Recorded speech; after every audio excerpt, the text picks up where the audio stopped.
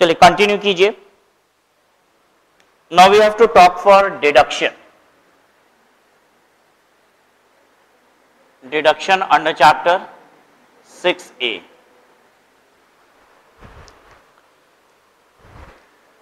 Chapter 6A ranges from section 80C to 80U. Deduction under section 80C. Deduction under section 80C to be available in respect of deposit in Sukanya Samriddhi account scheme for the welfare of girl child. तो Sukanya Samriddhi account के respect में हमने बताया कि तीन चीजें पढ़ानी है। एक तो जो आप पैसा डालेंगे उसकी 80C में डिडक्शन, दूसरा उस पे जो इंटरेस्ट मिलेगा वो एग्जेम्प्टेड, और मैच्योरिटी पे जो पूरा पैसा निकलेगा वो भी क्या है, एग्जेम्प्टेड। ठीक है। दूसरा section 80CCG, that is Rajiv Gandhi equity scheme, this has been deleted. ठीक है, राजीव गांधी इक्विटी स्कीम ये 3 सालों के लिए लाई गई थी, वो 3 साल पूरे हो गए और इसे अब डिलीट कर दिया गया है। बस this Rajiv Gandhi equity scheme, government कह रही थी कि आप क्या कीजिए, इक्विटी शेयर में पैसे लगाइए और हम आपको क्या करेंगे, छूट देंगे। बेसिकली गवर्नमेंट डीमेट अकाउंट के नंबर्स इंक्रीज करना चाहती थी। गवर्नमेंट चाहती थी कि हर कोई क्या करे, प्राइमरी मार्केट में, शेयर मार्केट में पैसे लगाए, और इसी के लिए ये छूट दी गई थी। ठीक है, और जिस समय इसे इंट्रोड्यूस किया गया था उसी समय ये बताया गया था कि this would be for a limited period of time. नए अकाउंट ओपन करके उसमें शेयर खरीदने की ही छूट है और 3 सालों तक चलेगी। ठीक है, जैसे ही 3 साल पूरे हुए 80CCG को डिलीट कर दिया गया। Now coming to section 80CCD1 which has been newly introduced. ठीक है, सेक्शन 80CCD1 और 80CCD1B, 80CCD1 और 80CCD1B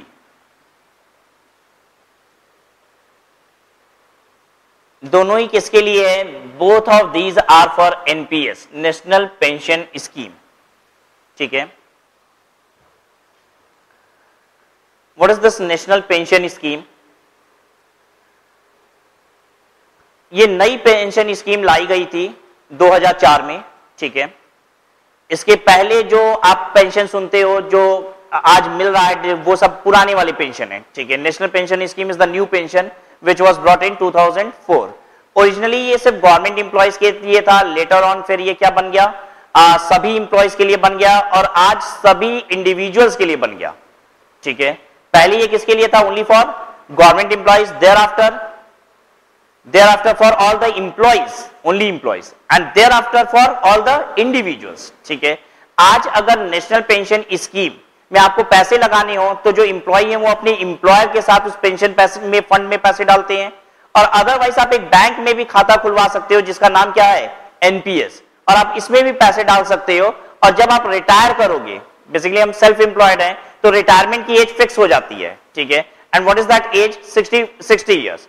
60 साल बाद बैंक क्या करती है, हमको पैसे देती है। अभी हम पैसे डालेंगे और बाद में क्या होगा, बैंक हमें पैसे देगी। तो नेशनल पेंशन स्कीम कोई भी ओपन कर सकता है। सेक्शन 80CCD1 में भी आप एनपीएस में पैसे डाल सकते हो और 1B में भी पेंशन एनपीएस में पैसे डाल सकते हो। अब इसका मतलब क्या है? ये सेक्शन 80CCD1 जो है, ये पता है इसकी डिडक्शन जो मिलती है ये बाकी सेक्शन के साथ मर्ज करके मिलती है, मतलब इसी में सेक्शन 80C भी मर्ज कर दिया जाएगा। ठीक है, प्लस 80CCC भी मर्ज कर दिया जाएगा, और मिला के जो डिडक्शन मिलेगा वो कितना होगा, 1,50,000 रुपए का।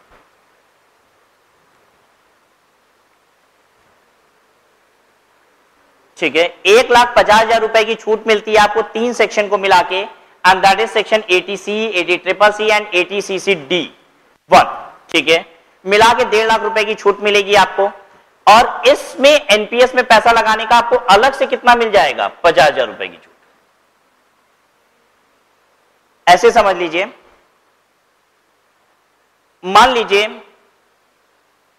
हम एलआईसी की प्रीमियम जमा करते हैं। एलआईसी की प्रीमियम का डिडक्शन कहां मिलता है आपको, पहले बताइए, सेक्शन बताइए इसका। एलआईसी की प्रीमियम जमा कर रहे हैं, कहां मिलेगा डिडक्शन, 80C में। ठीक है, और ये जो प्रीमियम हम जमा कर रहे हैं वो 1,60,000 रुपए की जमा कर रहे हैं, और एनपीएस खाता भी हमने खुलवा रखा है, और ये कितने का है, 40,000 रुपया।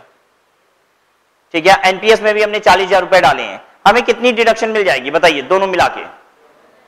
हाँ, दोनों मिला के टोटल डिडक्शन कितनी मिलने वाली है? हाँ 1.5 लाख नहीं, देखिए 1.5 लाख तो इसी का मिल जाएगा, ठीक है। इन तीनों सेक्शन को मिला के कितना ले लेते हैं? 1.5 लाख। और एनपीएस के लिए अलग से भी 50,000 रुपए मिलता है, तो इसको पता है इसकी डिडक्शन किसे लेंगे? ATCCD 1B में लेंगे, ठीक है। जो इन तीनों की मिला के डिडक्शन मिलती है उस सेक्शन को पता है क्या बोलते हैं? ATCCE। ATCCE ये कहता है कि हम आपको 1.5 लाख रुपए की डिडक्शन देंगे। क्या चीज का डिडक्शन देंगे? कहता है ATC, ATCCC और ATCCD1 में इन्वेस्ट करने का, ठीक है। 1.5 लाख रुपए की छूट मिलती है, ये ATC में थोड़ी ना लिखा है। ATC में ये बताया गया है कि आप इन्वेस्टमेंट क्या क्या कर सकते हो ATC की डिडक्शन पाने के लिए। ATCCE जो है वो ये कहता है कि इस 3 सेक्शन की डिडक्शन मिला के कितनी होती है? 1.5 लाख। और एक सेक्शन आइसोलेटेड बनाया गया एनपीएस के लिए अलग से भी, एनपीएस यानी ATCCE वाले के तहत भी डिडक्शन मिलता है, और अलग से जो इसका सेक्शन है ATCCD1B उसके तहत भी मिलता है। आई बात समझ में सबको? तो अब इसका जो डिडक्शन होगा वो हम किस में ले लेंगे? ATCCD1B में ले लेंगे। ये हमने किस में लिया? 1,50,000 ATCCE में, और ATCCD1B में हम ले लेंगे इसका कितना?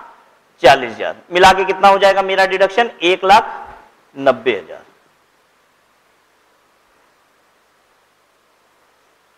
आ रहा है समझ में सबको? फिर से आंसर करना है अब आपको।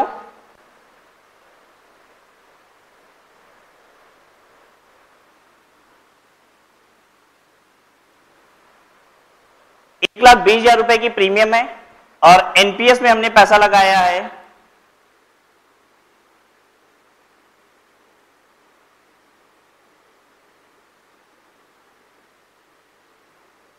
₹1,00,000। चलिए अब आंसर कीजिए।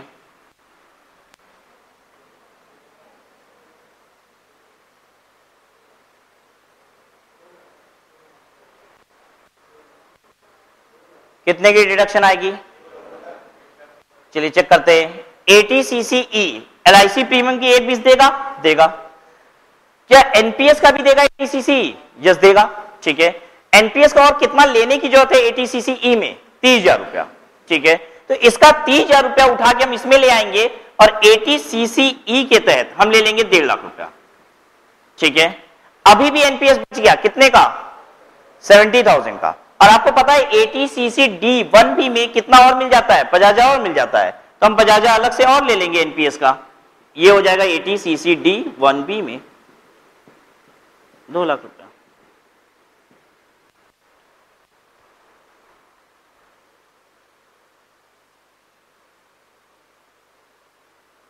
ठीक है। अच्छा, अब एक बात और समझनी है कि इसमें एनपीएस के अमाउंट को हमने स्प्लिट किया। कैसे स्प्लिट किया? देखिए, हमने कुछ यहां लाया और कुछ यहां लाया। जो हम यहां पे ले गए दैट वाज 30,000। अब बैलेंस 70,000 रुपए हम यहां लेके आ रहे थे, लेकिन मैक्सिमम सीलिंग ही कितनी होती है? 50,000, इसलिए मिला 50,000, ठीक है। हमने स्प्लिट कैसे किया था आपको बता दे। 30,000 यहां पे स्प्लिट कर दिए थे और 70,000 रुपए नीचे वाले के लिए स्प्लिट कर दिए थे, ठीक है। ऐसा हमने किया था। जो ऊपर वाले के लिए हम स्प्लिट करते हैं तो एक रिस्ट्रिक्शन लगती है, मतलब हम 30,000 रुपए सीधे उठा के स्प्लिट नहीं कर सकते हैं, एक रिस्ट्रिक्शन का ध्यान रखना पड़ेगा। देखिए वो रिस्ट्रिक्शन क्या है। ATCCD1 में पढ़ रहे हैं ऊपर वाले के लिए, जब ATCCE में आपको डिडक्शन लेनी होती है तो आपको ट्रांसफर करना होता है अमाउंट टू ATCCD1। तो यहां पे जब आप ट्रांसफर कर रहे हो अमाउंट, तो एक रिस्ट्रिक्शन का ध्यान रखना पड़ेगा। वो कितनी है? Up to 10% of salary employer and employ both contribution. इसका मतलब क्या है? सैलरी का 10% ही आपको हम क्या देंगे? डिडक्शन देंगे, ठीक है। एम्प्लॉयर कंट्रीब्यूट करता है तो सैलरी का 10% एम्प्लॉयर कंट्रीब्यूशन के नाम का भी और 10% एम्प्लॉय कंट्रीब्यूशन के नाम का भी। ध्यान दीजिएगा, 10-10% अलग अलग। अगर एम्प्लॉयर कंट्रीब्यूट कर रहा है तो एम्प्लॉयर के कंट्रीब्यूशन बी का भी लिमिट लगेगा 10% ऑफ सैलरी, ठीक है। और एम्प्लॉय के कंट्रीब्यूशन है तो एम्प्लॉय के कंट्रीब्यूशन का अलग से 10% ऑफ द सैलरी की लिमिट। बात समझ में आ गई सबको? अच्छा, क्या ये अकाउंट एनपीएस का अकाउंट सेल्फ एम्प्लॉयड पर्सन भी खोल सकता है? हाँ, बैंक में जाके खोल लेता है खुद से, ठीक है। और ऐसे केस में 10% ऑफ जीटीआई के 10% से ज्यादा यहां पे एलोकेशन नहीं होगी। आ रही बात समझ में? जैसे फॉर एग्जांपल मान लीजिए मेरी ग्रॉस टोटल इनकम पता है कितनी होती है, 2,90,000। अगर 2,90,000 मेरी ग्रॉस टोटल इनकम होती तो यहां पे हम कितना ले जा पाते, बस 29,000 रुपया। और ये बात समझ में, यहां पे हम 29,000 रुपया एलोकेट करते, ठीक है। 10% ऑफ जीटीआई से ज्यादा आप सेक्शन 80 सीसी D1 में डिडक्शन नहीं ले सकते हो। बात समझ में आ रही है कि नहीं? अगर उससे ज्यादा है तो बैलेंस कहां लीजिए, अब बैलेंस कहां लीजिए, नया सेक्शन उसी लिए बनाया गया है 80 सीसी D1B, ठीक है। मान लीजिए इसी क्वेश्चन में मेरी अगर जीटीआई 2,90,000 रुपए होती तो हम किस तरीके से डिडक्शन ले रहे होते, यहां पे हम 29,000 रुपया डालते इधर, और यहां कितना डालते, बैलेंस 71,000, ठीक है। अब 29,000 रुपए एलआईसी प्रीमियम के साथ ऐड कीजिए तो कितना छूट हो जाता है, यहां 149, और यहां पे मैक्सिमम लिमिट कितनी, 50,000। कितना मिल पाता हमको, 1,99,000। जोर तो नहीं ना पड़ रहा है दिमाग पे, ठीक है।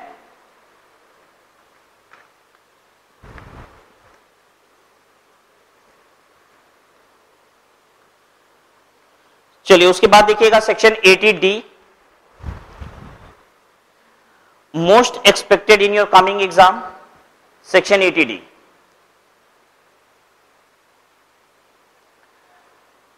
This is available to individual oblique HUF, और ये डिडक्शन किस बात की है, मेडिक्लेम पॉलिसी और जीआईसी। मेडिक्लेम पॉलिसी का मतलब होता है medical insurance, GIC for general insurance company, medical insurance of general insurance company और सेंट्रल गवर्नमेंट हेल्थ स्कीम। आप किसी जनरल इंश्योरेंस कंपनी का मेडिक्लेम पॉलिसी करा लीजिए या सेंट्रल गवर्नमेंट की हेल्थ स्कीम करा लीजिए, ठीक है। What is the central government की हेल्थ स्कीम? सेंट्रल गवर्नमेंट भी हेल्थ इंश्योरेंस करती है, लेकिन सेंट्रल गवर्नमेंट की हेल्थ इंश्योरेंस सभी के लिए ओपन नहीं होती। सेंट्रल गवर्नमेंट की हेल्थ इंश्योरेंस स्कीम वही लोग ले सकते हैं जो गवर्नमेंट इंप्लॉय है या फिर कभी थे, मतलब इधर government employ, present government employ और एक्स गवर्नमेंट इंप्लॉय, सिर्फ उन्हीं के लिए होती है। ये जो स्कीम होती है इसमें प्रीमियम कम होती है। एग्जांपल से आपको समझाते हैं, जैसे अगर आपकी एज पे, हम आपकी एज पे बात कर रहे हैं, अगर 1 लाख रुपए की मेडिकल इंश्योरेंस पॉलिसी कराई जाए तो आपकी एज पे तकरीबन प्रीमियम जो आएगी किसी भी जनरल इंश्योरेंस कंपनी का, वो 4,000 से 4,500 रुपए आएगी, ठीक है। हम अपनी एज पे कराएंगे सिंस हम आपसे बड़े हैं, ठीक है, तो यहां पे पॉलिसी में प्रीमियम क्या होती है, एज के साथ इंक्रीज करती रहती है। हम अपनी एज पे कराएंगे तो तकरीबन ये 6,000 रुपए आ जाएगी, ठीक है। आपकी एज पे कराएंगे तो 4,500 रुपए की प्रीमियम आएगी 1 लाख की पॉलिसी पे। ये बात कर रहे हैं जनरल इंश्योरेंस कंपनी का, ठीक है। लेकिन अगर यही सेंट्रल गवर्नमेंट हेल्थ स्कीम होती तो आपकी 1 लाख की पॉलिसी पे आपकी एज पे पता है प्रीमियम कितनी आती, 2,200-2,300 रुपया। समझ में आ रहा है बात? तो सेंट्रल गवर्नमेंट हेल्थ स्कीम से प्रीमियम कम आती है, हमें इससे मतलब नहीं है, हमें बात करनी है डिडक्शन की कि छूट कितनी मिलेगी, ठीक है।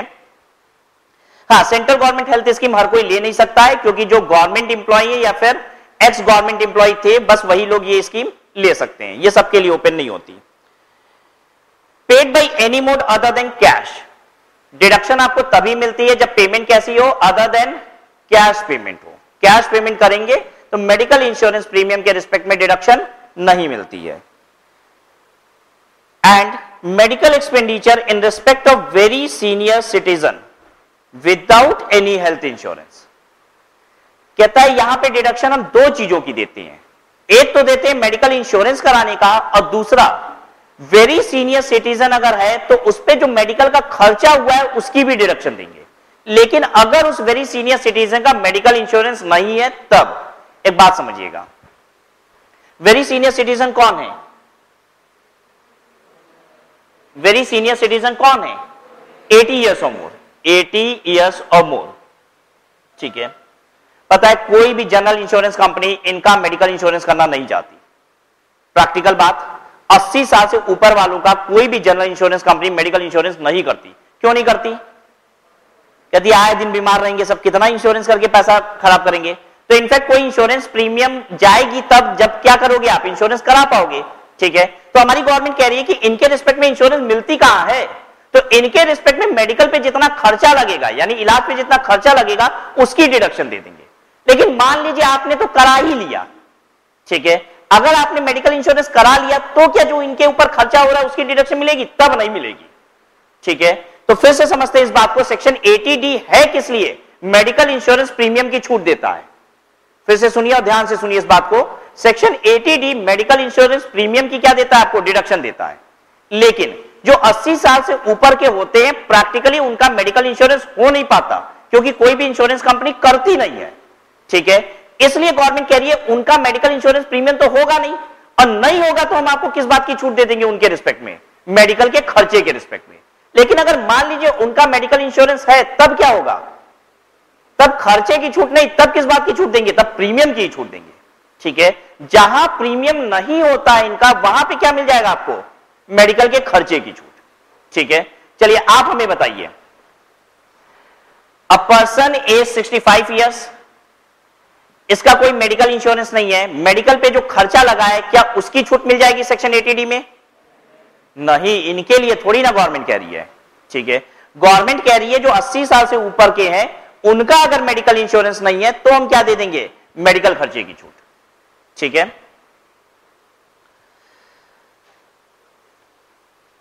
अब यहां पे आपको दो अलग अलग डिडक्शन मिलती है।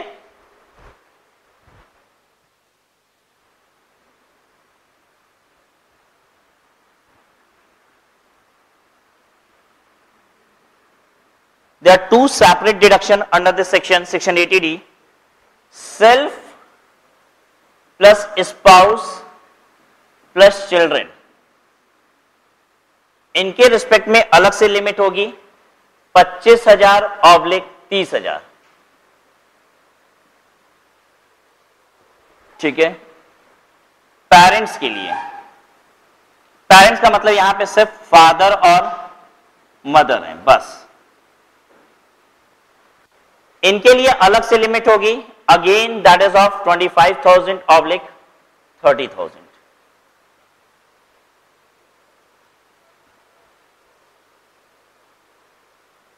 ठीक है। ये 30,000 कब हो जाएगा, लिमिट 25,000 की होगी, वो 5,000 से बढ़ा दी जाएगी, ठीक है। 25,000 की लिमिट होगी लेकिन वो 5,000 से बढ़ा दी जाएगी if any one of them is a senior citizen. अगर इन तीनों में कोई भी सीनियर सिटीजन है तो ये लिमिट 25,000 नहीं, कितनी हो जाएगी, 30,000। अगर इनमें कोई सीनियर सिटीजन है तो लिमिट कितनी हो जाएगी, लिमिट हो जाएगी 30,000 इंस्टेड ऑफ 25,000। अगर ये पांचों में कोई भी सीनियर सिटीजन नहीं है, पांचों में कोई भी सीनियर सिटीजन नहीं है, तो इन तीनों की मिला के लिमिट 25,000, इन दोनों की मिला के लिमिट 25,000, ठीक है। तो सीनियर सिटीजन होने पे ये लिमिट हो जाती है कितनी, बोलिए, 30,000। अच्छा, इनमें कोई वेरी सीनियर सिटीजन है तब क्या होगा, अगर सीनियर नहीं वेरी अच्छा कोई वेरी सीनियर सिटीजन है तो वो सीनियर सिटीजन है कि नहीं, ये बताओ। हाँ भाई, 60 साल से ऊपर सीनियर सिटीजन है, वेरी सीनियर है तो सीनियर तो है ही, ठीक है। अगर कोई वेरी सीनियर सिटीजन है, लिमिट कितनी होगी, बोलो भाई, लिमिट कितनी होगी, 30,000। लेकिन एक खास बात, लिमिट तो 30,000 ही रहेगी, लेकिन अगर कोई वेरी सीनियर सिटीजन है और उसका प्रीमियम नहीं जमा हो रहा होगा तो ऐसे केस में उसका खर्चे के रिस्पेक्ट में भी क्या मिल जाएगा, डिडक्शन मिल जाएगा, ठीक है।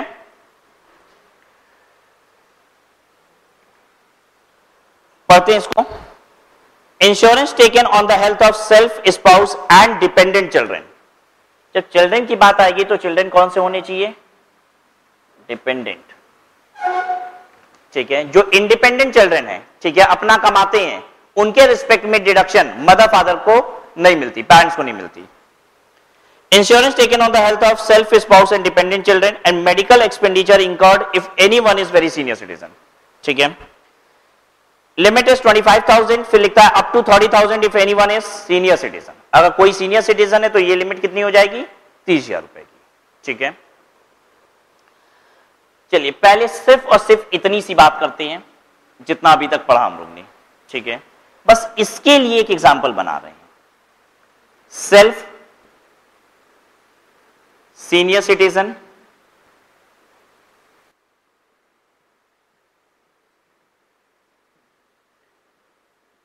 स्पाउस और चिल्ड्रन। अगर हम ब्रैकेट में सीनियर सिटीजन नहीं लिखेंगे इसका मतलब नहीं है सीनियर सिटीजन, ठीक है।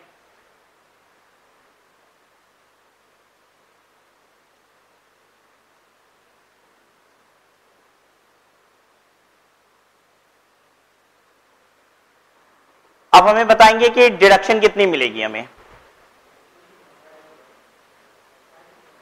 कितनी मिलेगी डिडक्शन सेक्शन 80D में? बोलिए, सब कोई क्यों नहीं बोल रहा है? कितनी मिलेगी डिडक्शन? 28,000। ठीक है, लिमिट हमारी कितनी हो गई है? 30,000 हो गई है, सीनियर सिटीजन है, लेकिन खर्चा ही 28,000 है, तो 28,000 मिलेगी।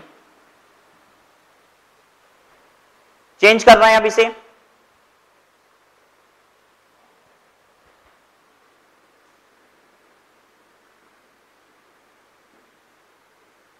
अब बताइए कितनी मिलेगी? 30,000। 12 12 24, 24 और 8 कितना होता है? 32, लेकिन मिलेगा कितना? 30,000, लिमिट ही है। ठीक है,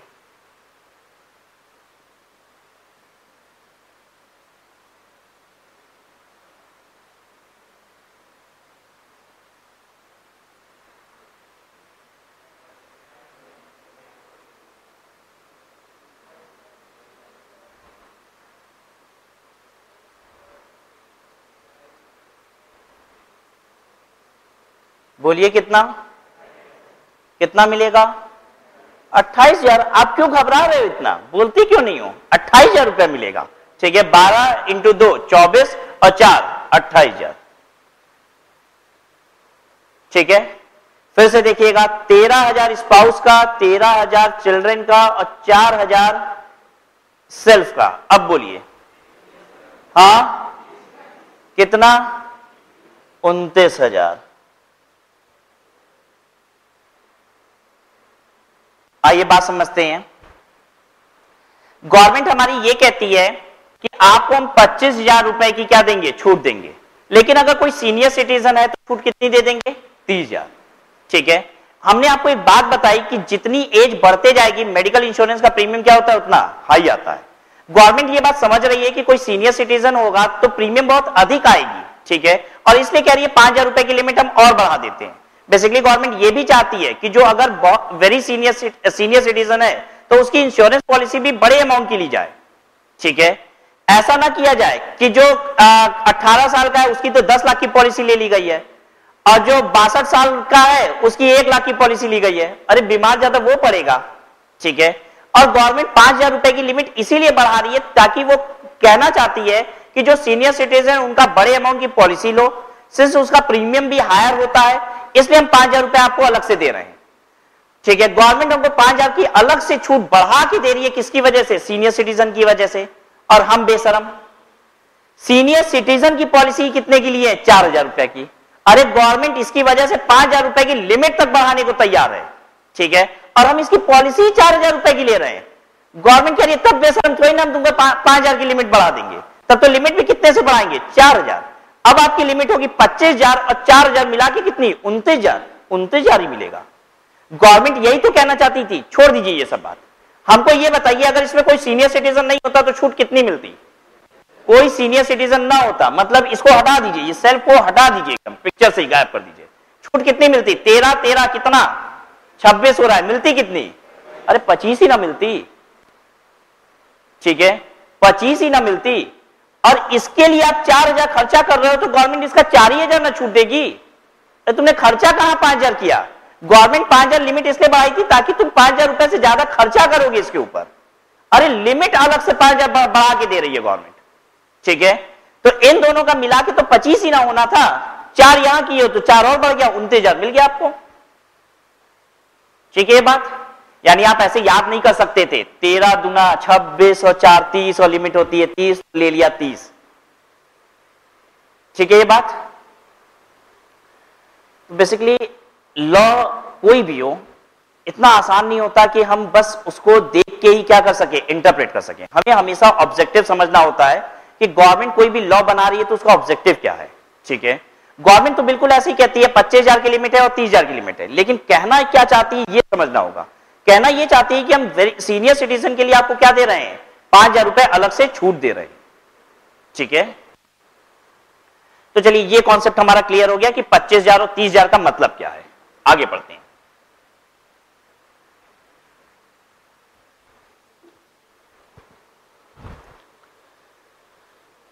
insurance taken on the health of parents, father and mother, whether dependent और नॉट। ध्यान दीजिएगा, पेरेंट्स के रिस्पेक्ट में डिपेंडेंट की बात कर रहा है? नहीं, चाहे डिपेंडेंट हो या फिर इंडिपेंडेंट हो, फर्क नहीं पड़ता।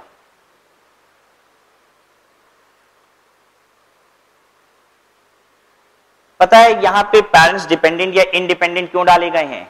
बेसिकली गवर्नमेंट ने इस प्रोविजन को as a moral responsibility create किया है। गवर्नमेंट ये कहना चाहती है कि हर बच्चे का दायित्व बनता है कि वो अपने पेरेंट्स की क्या करे, मेडिकल इंश्योरेंस कराए, ताकि वो बीमार पड़े तो उनका इलाज हो सके। तो वो डिपेंडेंट हो या इंडिपेंडेंट हो, ये बच्चे की एक मोरल रिस्पॉन्सिबिलिटी है और हम इसके लिए डिडक्शन देंगे। तो पेरेंट्स अगर कमाते भी हैं तो भी बच्चे को डिडक्शन मिल रही है अगर बच्चा क्या कराता है, मेडिकल इंश्योरेंस कराता है। ठीक है ये बात?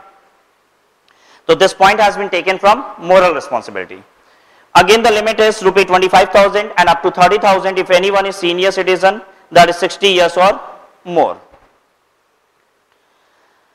अब इसके बाद देखिए preventive health checkup. What is preventive health checkup? हम अच्छे भले हैं लेकिन हॉस्पिटल पहुंच गए, कह रहे मेरा फुल बॉडी चेकअप कर, कहीं कोई प्रॉब्लम तो नहीं है। ठीक है, ऐसा तो नहीं कि कल हम बीमार पड़ जाएंगे, इसलिए हम क्या कर रहे हैं, अपना चेकअप करा रहे हैं, and that is called preventive health checkup. ठीक है, गवर्नमेंट इसको इंकरेज कर रही है। हमारे देश में प्रिवेंटिव हेल्थ चेकअप नाम की कोई चीज नहीं है। ठीक है, जब हम मरते रहते हैं तब हॉस्पिटल जाते हैं, पहले नहीं जाएंगे। जब तक ठीक है तब तक हॉस्पिटल नहीं जाएंगे, कभी भी हम प्रिवेंटिव चेकअप नहीं कराते हैं। ठीक है, हम सही हैं तो कभी भी टेस्ट नहीं कराते हैं कि कहीं कोई प्रॉब्लम तो नहीं है हमारी बॉडी में। ठीक है, गवर्नमेंट इसको इंकरेज करना चाहती है, कहती है हमारे देश में प्रिवेंटिव हेल्थ चेकअप नहीं है, इसीलिए लोग ज्यादा बीमार पड़ते हैं। ठीक है, और इसको इंकरेज करने के लिए गवर्नमेंट क्या कर रही है, कह रही है कि इस पे अगर आप खर्चे करेंगे प्रिवेंटिव हेल्थ चेकअप पे तो हम आपको क्या करेंगे, डिडक्शन देंगे। ठीक है, तो गवर्नमेंट चाहती है साल में एक बार दो बार आप क्या कीजिए, जाइए और फुल बॉडी अपना चेकअप कराइए। ठीक है, और अगर आप इस पे खर्चे करते हैं तो हम आपको क्या देंगे, इसकी छूट देंगे। ठीक है, अब एक बात बताइए, ज्यादातर डॉक्टर्स के पास जब आप जाते हो चेकअप वगैरह के लिए तो आप पैसे कैसे देते हो? ऑनलाइन ट्रांसफर मार के घर से जाते हो, जाके उनको चेक पकड़ा देते हो? ज्यादातर केसेस में डॉक्टर चेक लेता ही नहीं है। ठीक है, कहता है पता नहीं इलाज करा के चला गया, उसके बाद पता चला चेक बाउंस कर गई। ठीक है, डॉक्टर्स नॉर्मली पेमेंट कैसे ले रहे हैं, कैश पेमेंट ही लेते हैं। ठीक है, तो आपने अभी अभी पढ़ा कि मेडिकल इंश्योरेंस प्रीमियम के रिस्पेक्ट पेमेंट कैसे होनी चाहिए थी, अदर देन इन कैश। लेकिन क्या प्रिवेंटिव हेल्थ चेकअप के लिए भी गवर्नमेंट ये कंडीशन लगा सकती थी अदर देन कैश करना होगा? नहीं, क्योंकि गवर्नमेंट को मालूम है कि डॉक्टर्स पेमेंट कैसे लेते हैं, कैश में लेते हैं। ठीक है, तो यहां पे वो अदर देन कैश वाली रेस्ट्रिक्शन नहीं डाली गई है, कैश भी हो सकता है। प्रिवेंटिव हेल्थ चेकअप किसका कराना है? Self, spouse, parents and dependent children. Self, spouse, parents and dependent children. अच्छा, स्पाउस कौन होनी चाहिए, डिपेंडेंट या इंडिपेंडेंट? हाँ, आज के बाद हमेशा के लिए याद रख लीजिएगा, स्पाउस के लिए डिपेंडेंट या इंडिपेंडेंट इनकम टैक्स या किसी भी कानून में कहीं भी कुछ भी नहीं लिखा हुआ है। ठीक है, सेल्फ स्पाउस। ठीक है, इनफैक्ट इसको तो क्या बोलते हैं पता है हिंदी में, अर्धांगिनी। ठीक है, आधी तो यही है। ठीक है, तो इसके कभी भी इसके लिए सेपरेशन नहीं है कि डिपेंडेंट है इंडिपेंडेंट है। इसके लिए कोई भी खर्चा करते हैं तो क्या है, इसके लिए कोई भी खर्चा करते हैं तो वो सब की डिडक्शन है। अगर हमारे अपने लिए डिडक्शन है तो इसके रिस्पेक्ट में भी डिडक्शन मिलती है। ठीक है, किसी भी सेक्शन में ये बात नहीं लिखी हुई है कि स्पाउस डिपेंडेंट होना चाहिए कि इंडिपेंडेंट। ठीक है, तो preventive health checkup of self, spouse, parent and dependent children paid by any mode, cash payment is also permitted and the deduction is up to ₹5,000, 5,000 रुपए तक की छूट मिलेगी। ठीक है, बट एक बात समझिए, however the overall qualifying limit given above remains unchanged। ये 5,000 रुपए की लिमिट इसी 25,000 या 30,000 की लिमिट के अंदर रहेगा। 5,000 अलग से नहीं देंगे आपको। ठीक है, 5,000 रुपए तक का हम आपको क्या देंगे, डिडक्शन देंगे with respect to preventive health checkup. लेकिन आपकी स्टिल ओवरऑल लिमिट कितनी रहेगी, 25,000 या 30,000 जो भी थी। बात समझ में आई सबको? अब एक एग्जांपल बना रहे हैं सिर्फ प्रिवेंटिव हेल्थ चेकअप को कंसीडर करते हुए दूसरी प्रीमियम के साथ। Self, spouse, children, preventive health checkup का खर्चा और यहां बताएंगे आपको प्रीमियम, हेल्थ इंश्योरेंस प्रीमियम।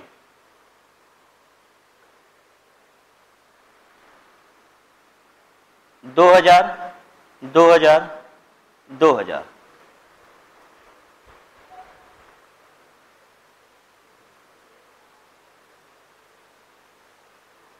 8000, 8000, 8000।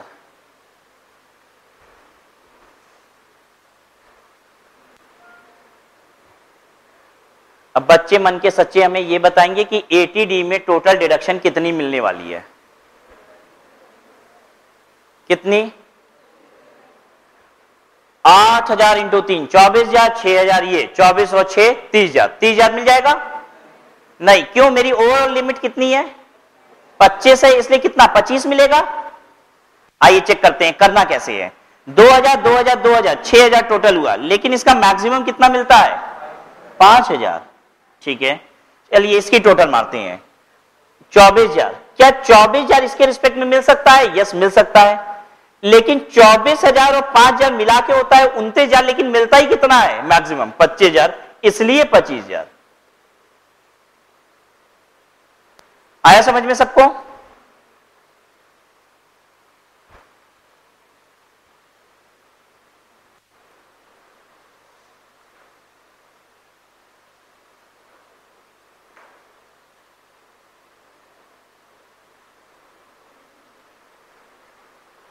जल्दी से बताइए, ये बन गया सीनियर सिटीजन।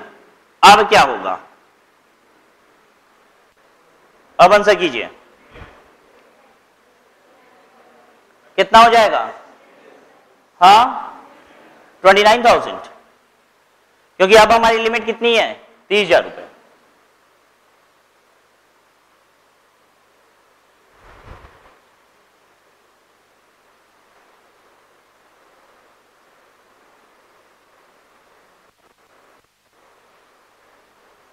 झूठ मूठ का पेन मत घिसिएगा। आप जब ऐसे ऐसे कर रहे हो तो हमको लग रहा है आप लिख रहे हो, ठीक है? हमें धोखे में मत डालिएगा। अगर आप लिख रहे हो तभी ऐसे करिएगा, क्योंकि हम वेट करते हैं कि आपने कंप्लीट किया कि नहीं। ठीक है, यहां तक? अभी एक और कर देते हैं इसी में, तो देखें बच्चे बता पाते हैं कि नहीं। इस बार आंसर सबसे चाहिए।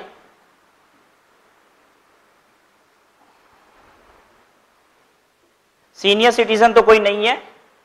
2-2 हजार रुपए सबका हेल्थ चेकअप लगा और 6-6 हजार रुपए की सबकी प्रीमियम है।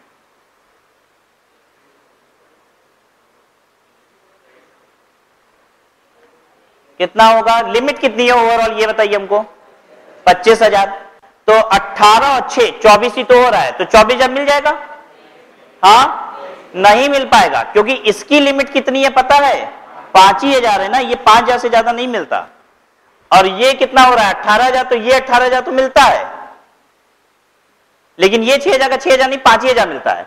और अब देखेंगे 18,000 और 5,000 मिला के कितना हुआ? 23,000। लिमिट कितनी है? 25,000। मिल जाएगा।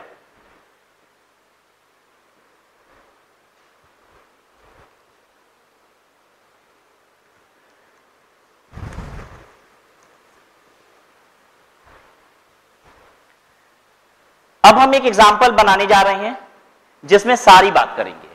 सेल्फ, स्पाउस, चिल्ड्रन भी होंगे, पेरेंट भी होंगे, फादर मदर भी होंगे, उसमें सीनियर भी होंगे, वेरी सीनियर भी होंगे, ठीक है? Other than senior, very senior भी होंगे। मेडिकल इंश्योरेंस प्रीमियम भी जाएगी, मेडिकल पे खर्चा भी होगा और प्रिवेंटिव हेल्थ चेकअप भी होगा। बात समझ में आई? सब कुछ होगा। अब एक ऐसा एग्जाम्पल बनाते हैं हम आपके लिए, और जो बच्चा इसका सही आंसर निकालेगा इमीडिएट चॉकलेट पाएगा, ठीक है? First correct answer. Question note कीजिए, सारी चीजों को इनकॉर्पोरेट करते हुए बना रहे हैं और आंसर बताइए। मेरे पास पहला आंसर आता है वो गलत होता है मान लीजिए, ठीक है? तो दूसरा जो आंसर आएगा वो करेक्ट होता है, तो वही क्या करेगा? प्राइस के लिए एलिजिबल होगा।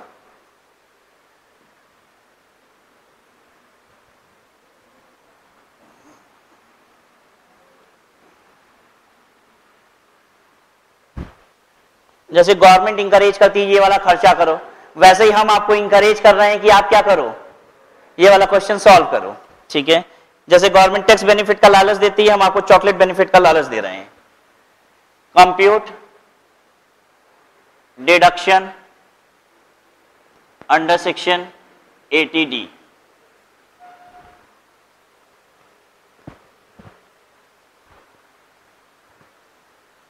पर्टिकुलर इसमें है सेल्फ, स्पाउस, चिल्ड्रन, देन उसके बाद फादर और mother. Father is very senior, VS लिख दिया, और मदर इज सीनियर तो S लिख दिया। आप चाहे पूरा लिख लीजिए, वेरी सीनियर और सीनियर। देन हम इसमें बात करेंगे हेल्थ इंश्योरेंस प्रीमियम। हम आपको उसके बाद बताएंगे मेडिकल एक्सपेंडिचर, और हम आपको बताएंगे preventive health checkup.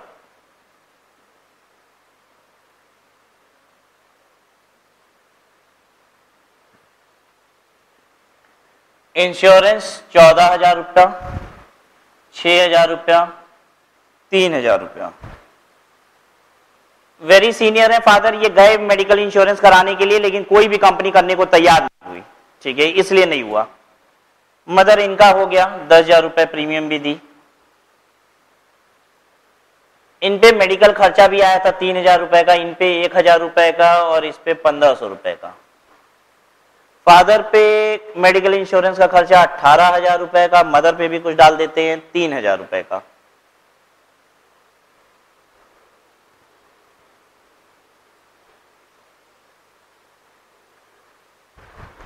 Preventive health checkup 5,000, 5,000, 5,000 और 6,000 और 3,000। सबका प्रिवेंटिव हेल्थ चेकअप भी हुआ था। अब जल्दी से आंसर दीजिए तो।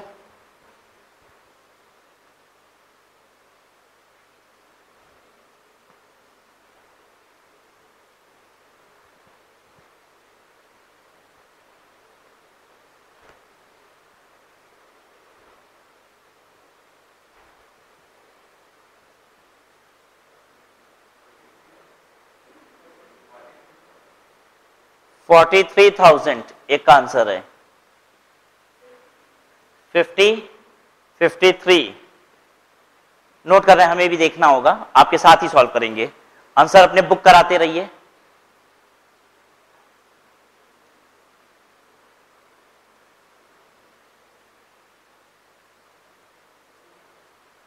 जल्दी करिए, कुछ देर में हम टाइम आउट कर देंगे।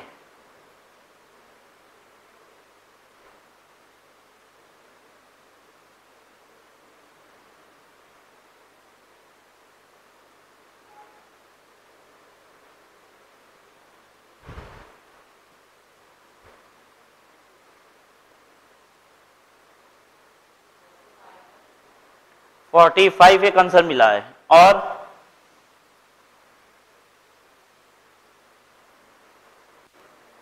$45 और आ गया। और कोई आंसर? 43। अच्छा, 43 पहले से है मेरे पास, 45 भी है मेरे पास। 49 कौन बोल रहा है? अच्छा 49, 48 कौन बोला? अच्छा 49, 48। अब एक काम करते हैं, टाइम आउट हो गया है, अब चलिए आंसर देखिए। एक बात बताइए, इन तीनों के लिए मिला के लिमिट क्या रहेगी? हाँ 25 की, ठीक है, ये तो लिमिट हो गई। और इन दोनों की मिला के अलग से लिमिट कितनी होगी? जल्दी बोलिए। 30,000 की। ये तो मैक्सिमम लिमिट की बात कर लिए हैं। अब एक एक करके चेक करना शुरू करते हैं। 14, 6, 20 और 3, 23। 23,000 ये हो रहा है, ठीक है। क्या ये मेडिकल एक्सपेंडिचर कंसिडर होता है? नहीं, ये थोड़ी ना कंसिडर होता है। प्रिवेंटिव हेल्थ चेकअप 5, 5 और 5 है, लिमिट कितनी है मैक्सिमम? 5 की। इन सब का मिला के 5 ही होना चाहिए। 23 और 5 28, मिलेगा कितना? 25।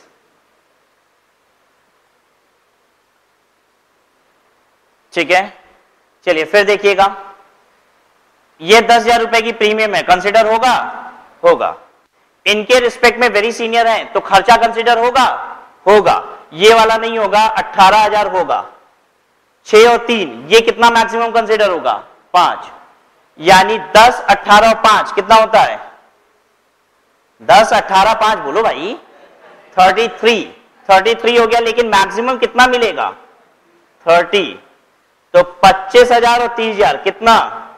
55,000। क्या हुआ, किसका सही हो गया?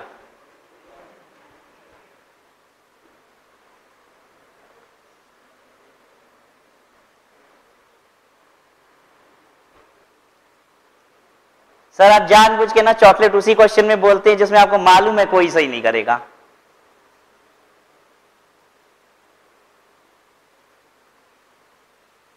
लेकिन सच बताइए, क्या बहुत डिफिकल्ट बात कही थी हमने?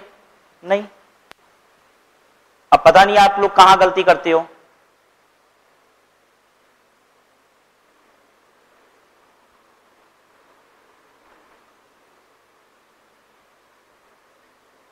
मेहनत करनी पड़ेगी, ध्यान देना पड़ेगा। ये थोड़ी ना कि मासूम सा चेहरा लेके बैठे हैं तो एग्जाम में पास हो जाएंगे।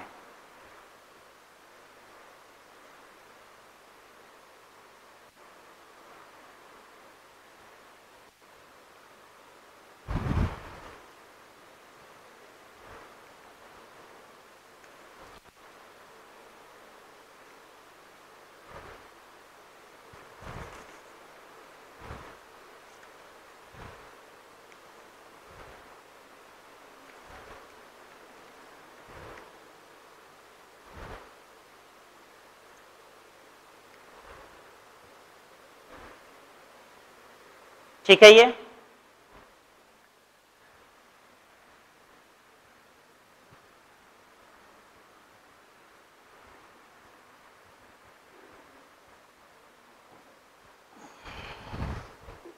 now coming to the next section, section 80DD.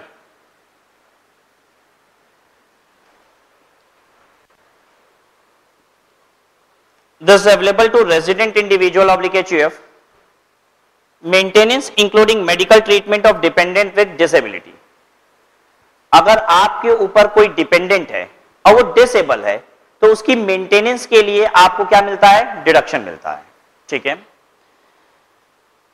Maintenance का मतलब यहां पे क्या है? या तो आप उसके मेडिकल के लिए कुछ खर्चे करते हो और या फिर आप उसके नाम से कुछ इन्वेस्टमेंट करते हो।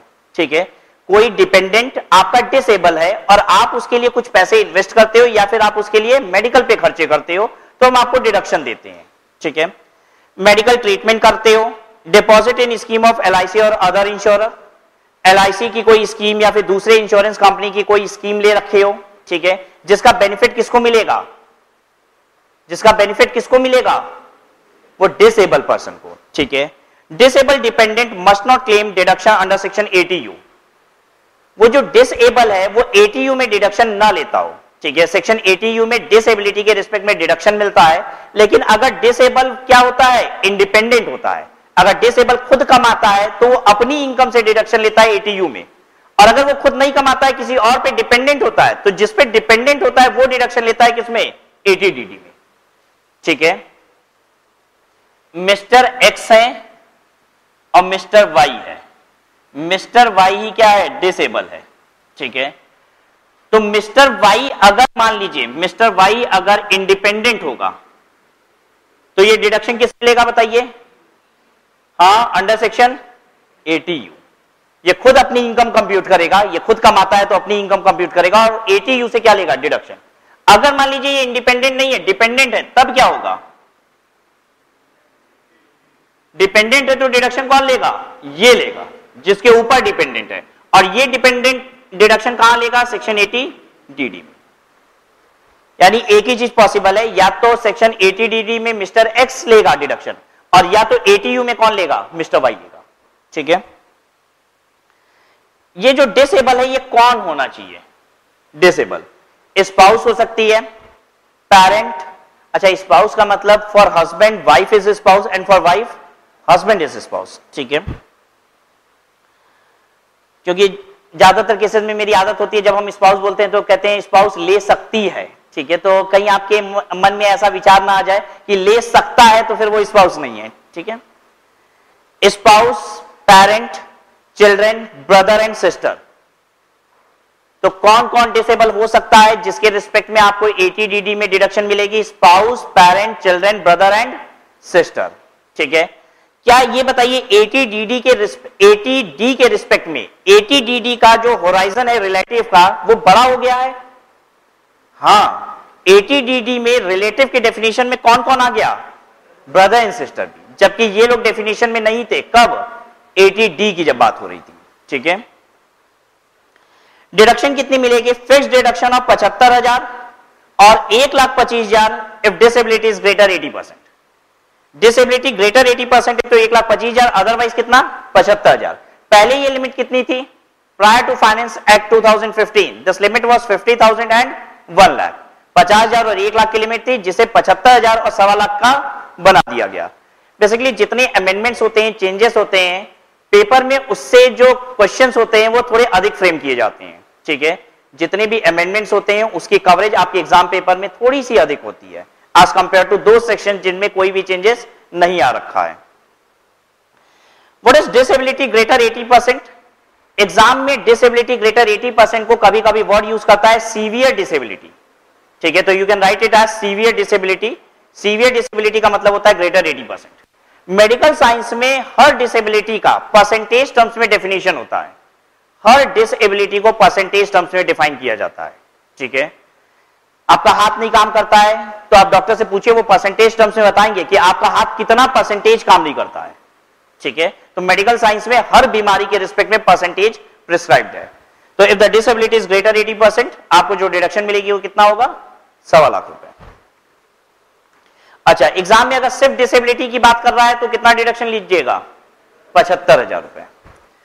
अच्छा, फिर से बताइएगा, मिस्टर वाई एक डिसेबल है, इनके ऊपर साल भर में मिस्टर एक्स ने जो खर्चा किया है मेडिकल पे वो 3,000 रुपए का किया है और कोई सम ऑफ मनी इन्वेस्ट वगैरह नहीं किया है। ठीक है, ये डिसेबल है, सीवियर डिसेबल नहीं है। आपको बताना है डिडक्शन कितना मिलेगा मिस्टर एक्स को? 75,000। फिक्स डिडक्शन है 75,000 रुपए ही मिलता है। ये 3,000 नहीं 3 लाख रुपए का खर्चा हुआ है मेडिकल पे, इनके इलाज पे 3 लाख रुपए का खर्चा हुआ है। डिडक्शन कितना मिलेगा? 75,000। सबको बात समझ में आ रही है? मिस्टर एक्स ने मिस्टर वाई के नाम से कुछ इन्वेस्टमेंट किया है। ठीक है, और जो इन्वेस्टमेंट किया है वो मात्र 2,000 रुपए का है, बस, और कुछ किया ही नहीं। ठीक है, बताइए कितनी डिडक्शन मिलेगी इसको? कितनी मिलेगी?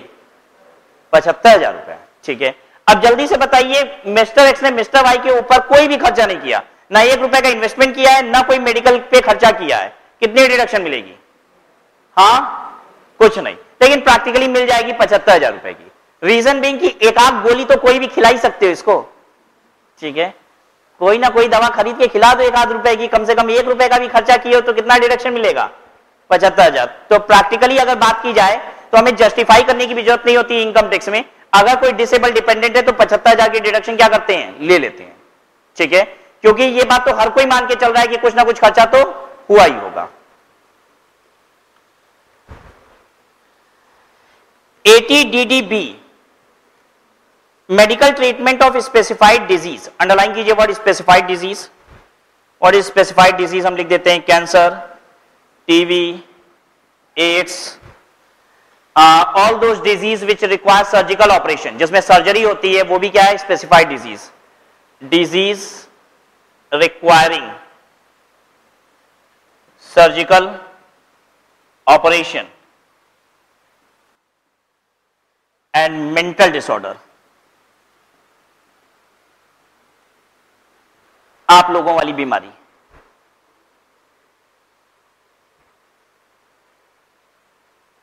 तो these are specified disease, cancer, TB, AIDS, disease requiring surgical operation और मेंटल डिसऑर्डर।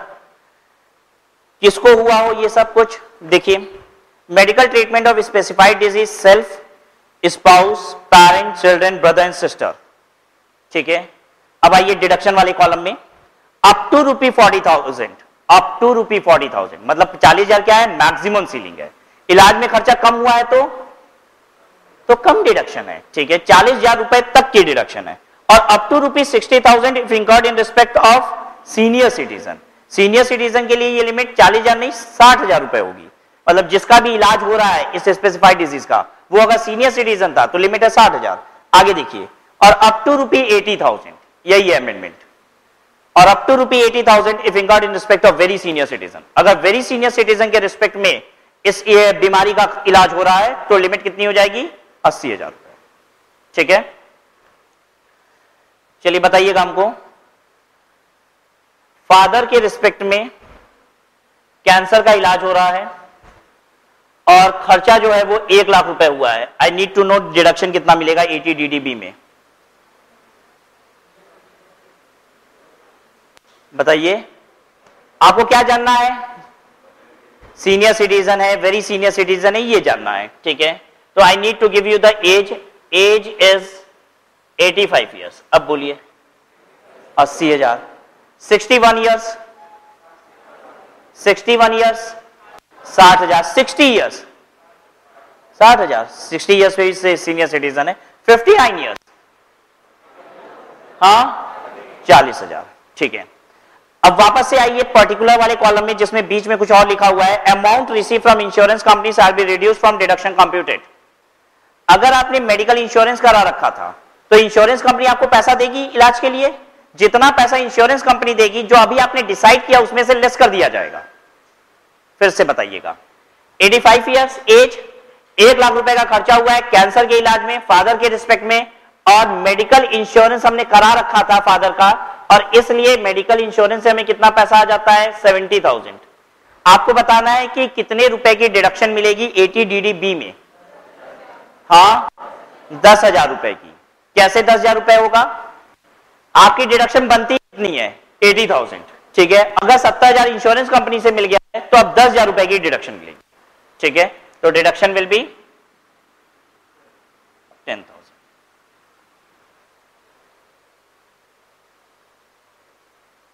ठीक है, अच्छा अब एक बात बताइए, 1 लाख रुपए खर्चा हुआ, 80,000 रुपए इंश्योरेंस कंपनी से मिल गया। अब डिडक्शन कितनी? 20,000 रुपए लगा है आपकी जेब से। अभी भी सोचिए जरा, 1 लाख रुपए का खर्चा, 80,000 रुपए इंश्योरेंस कंपनी, 20,000 रुपए जेब से लगा है, डिडक्शन मिलेगी कि नहीं मिलेगी? नहीं मिलेगी। सेक्शन 80JJAA मार्केट में धूम मची हुई है सेक्शन की, because Modi government employment generate करना चाहते हैं। ठीक है,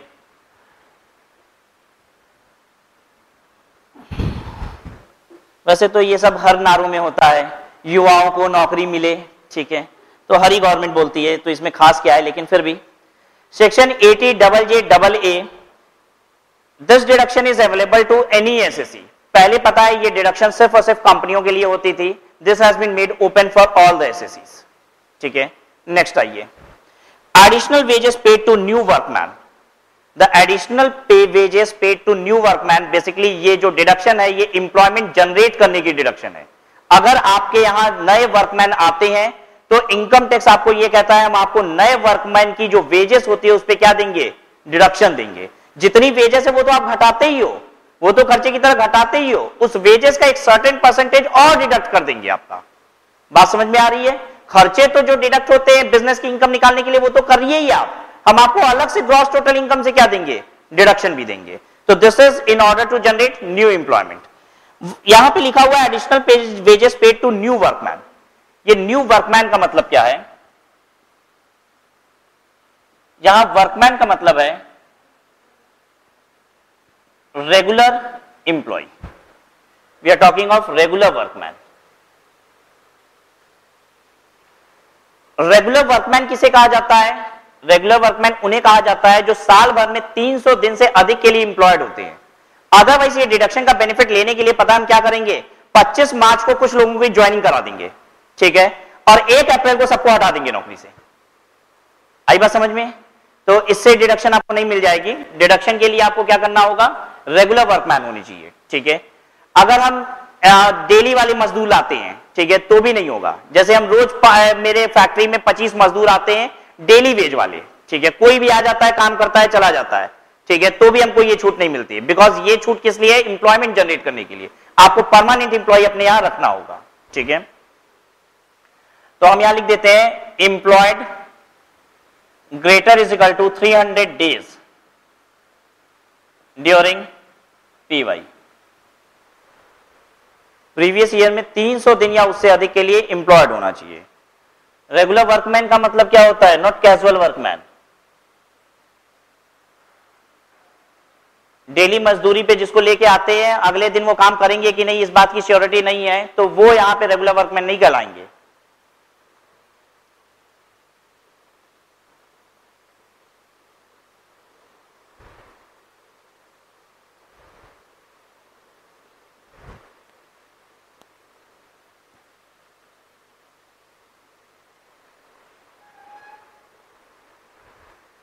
deduction is available only to factory manufacturing goods. ये डिडक्शन किसके लिए है? Only to factory manufacturing goods. और ये फैक्ट्री क्या होनी चाहिए? कंपनी होनी चाहिए। क्या प्रोप्राइटरशिप हो सकती है, एचयूएफ हो सकती है, फर्म हो सकती है, एलएलपी हो सकती है, कंपनी हो सकती है, एओपी हो सकती है, बीओआई हो सकती है, कुछ भी हो सकती है। ठीक है, पहले पता है क्या था? ये फैक्ट्री क्या होनी चाहिए? कंपनी होनी चाहिए। ठीक है, अब ऐसा नहीं है। This factory can be any assessee. Deduction available only to factory manufacturing goods. Deduction available for 3 assessment year. 3 सालों तक आपको ये डिडक्शन मिलेगा। मतलब कोई भी एसएससी 3 साल से ज्यादा ये डिडक्शन नहीं ले सकता। ठीक है, 3 साल कौन से ले सकता है? एम आई टॉकिंग कि ये 3 साल ले सकते हैं? प्रीवियस ईयर 15, 16, 16, 17 और 17, 18 हम इसकी बात कर रहे हैं? नहीं, कोई भी 3 साल। अगर आप यहां से शुरू करते हो तो यहीं से सही। ठीक है, मतलब अपने जीवन काल में आप 3 डिडक्शन ले सकते हो।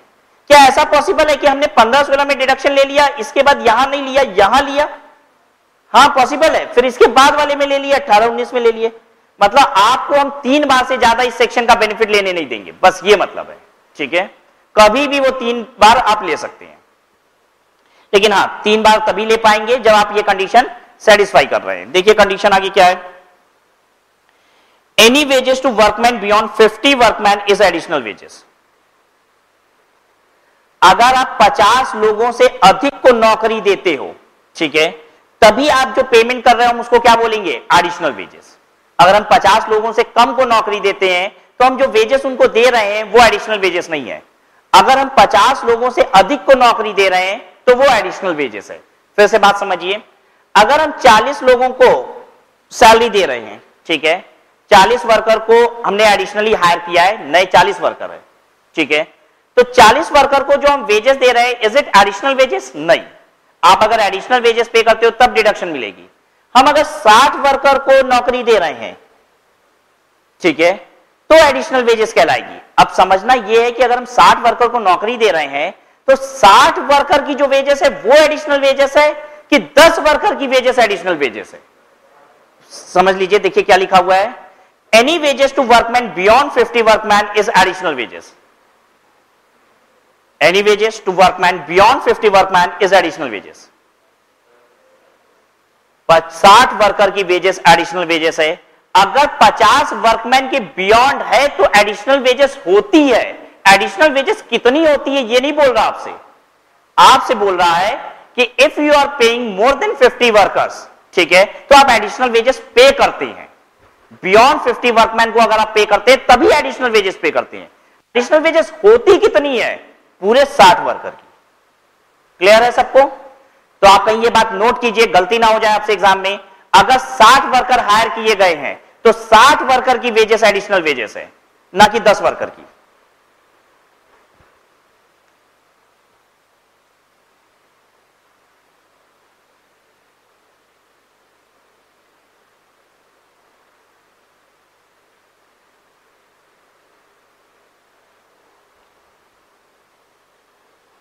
फिर देखिएगा, additional wages is nil. Additional wages is nil if increase in number of regular workman employed during the year is less than 10% of existing workman.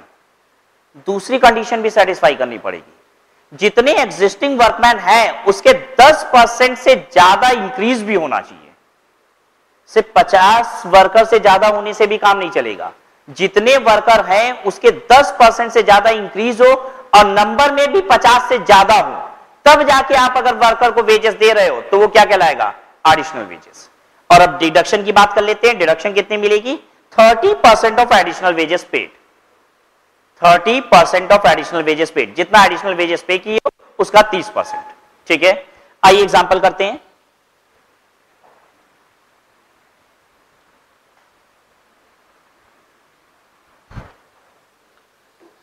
आप बताएंगे हमको, एग्जिस्टिंग जो थे वो 400 वर्कर्स थे मेरे यहां, ठीक है, और अब हो गए हैं 460 वर्कर्स। ठीक है, तो यहां पे देखिए क्या ग्रेटर इज इक्वल टू 10% का इंक्रीज है। हाँ, ग्रेटर इज इक्वल टू 10% का इंक्रीज है। ठीक है, ग्रेटर 50 वर्कर हैं। हाँ, ग्रेटर 50 वर्कर का भी इंक्रीज है। दोनों चीज चेक करनी है। और अब अगर ऐसा हुआ है तो कितने वर्कर बढ़ गए? 60 वर्कर। 60 वर्कर की वेजेस को क्या कहा जाएगा? Additional wages. अब हम निकालेंगे additional wages is equal to wage of 60 worker. ठीक है, डिडक्शन बताइए हमको कितना मिलेगा? Deduction under section 80 JJAA double J double A, कितना डिडक्शन हो जाएगा? ये जो आपने कंप्यूट किया है वेज ऑफ 60 वर्कर इंटू कितना? 30%।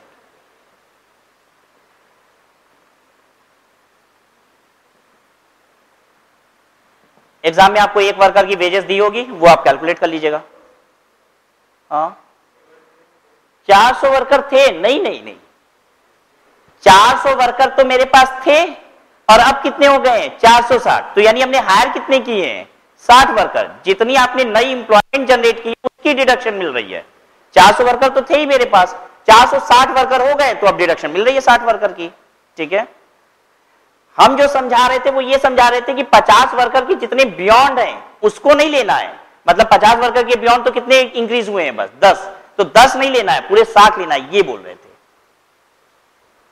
ठीक है, आज तक फैक्ट्री में कितने वर्कर हो गए उसकी डिडक्शन थोड़ी ना दे रहे हैं। ठीक है, जितना आपने नई इंप्लॉयमेंट जनरेट की है उसकी डिडक्शन दे रहे हैं। आ रहा है समझ में सबको?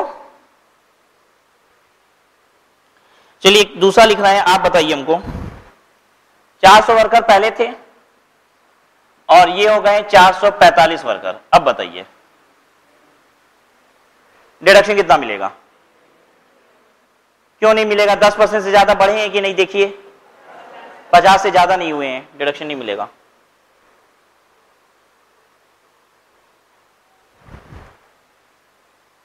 बताइए 800 वर्कर थे पहले, अब 860 हो गए हैं। अब बोलिए आप क्या दिक्कत है? आपको यही ना परेशानी थी 50 से ज्यादा नहीं हो रहे हैं, तो कर तो दिया 50 से ज्यादा, 10% से ज्यादा नहीं हो रहा है।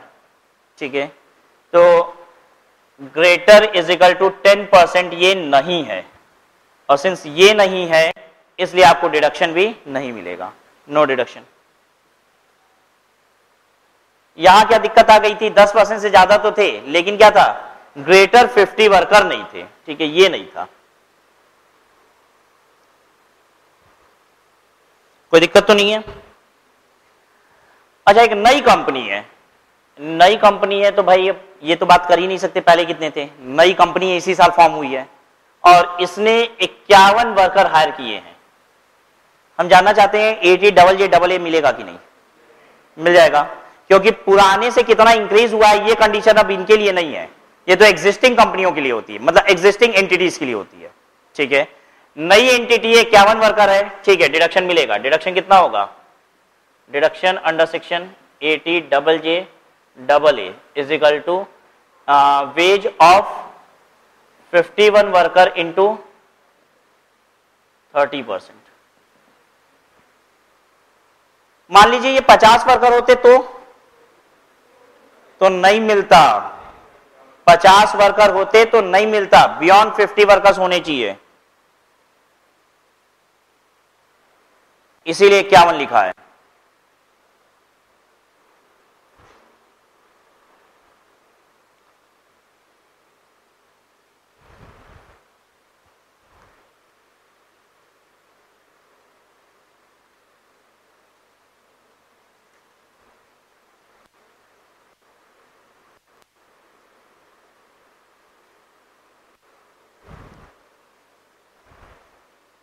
ठीक है, अगला सेक्शन देखिए, सेक्शन 80U।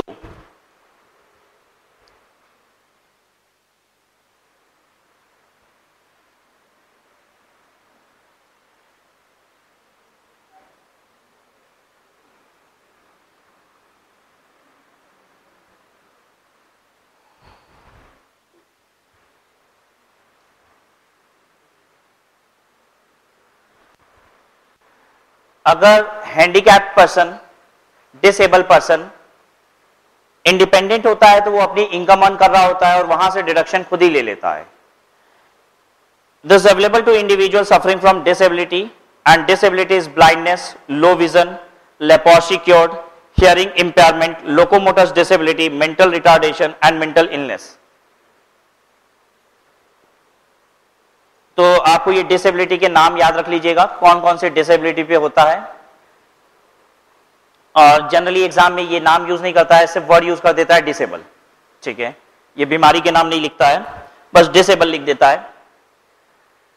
तो डिसेबिलिटी से अगर कोई पर्सन सफर कर रहा है, do you understand the difference between disease and disability?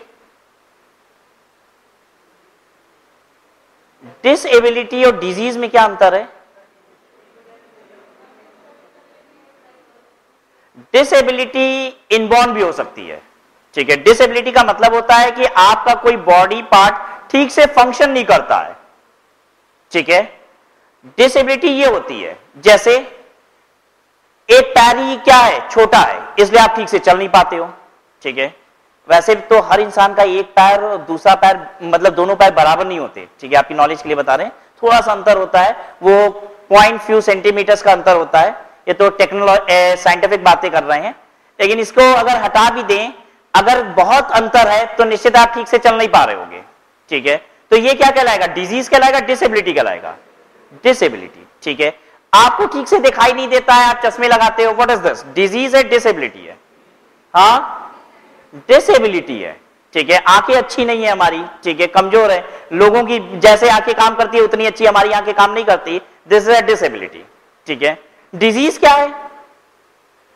सर्दी खांसी, बताइए क्या है? डिजीज है, ये कोई डिसेबिलिटी थोड़ी ना है. ठीक है,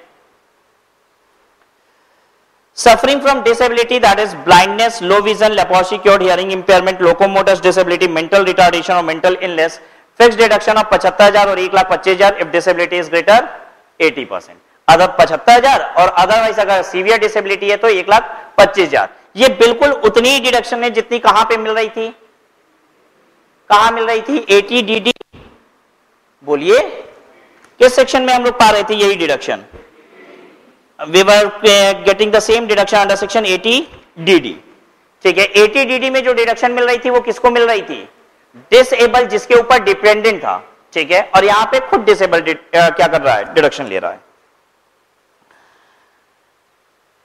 नाउ सेक्शन 80G की बात कर रहे हैं. सेक्शन 80G क्या है? डोनेशन के रिस्पेक्ट में डिडक्शन मिलती है. ठीक है, यहां पे जो डिडक्शन मिलती है इसके लिए आप चार चीजें पढ़ती हो. एक होता है डिडक्शन 100% विदाउट लिमिट. दूसरा क्या होता है? 50% विदाउट लिमिट. फिर होता है 100% विथ लिमिट. फिर होता है 50% विथ लिमिट.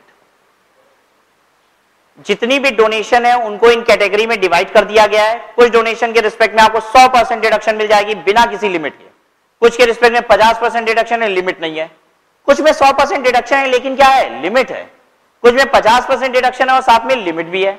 ये लिमिट जो होती है वो क्या होती है? जहां जहां लिमिट लगी है, व्हाट इज दिस लिमिट?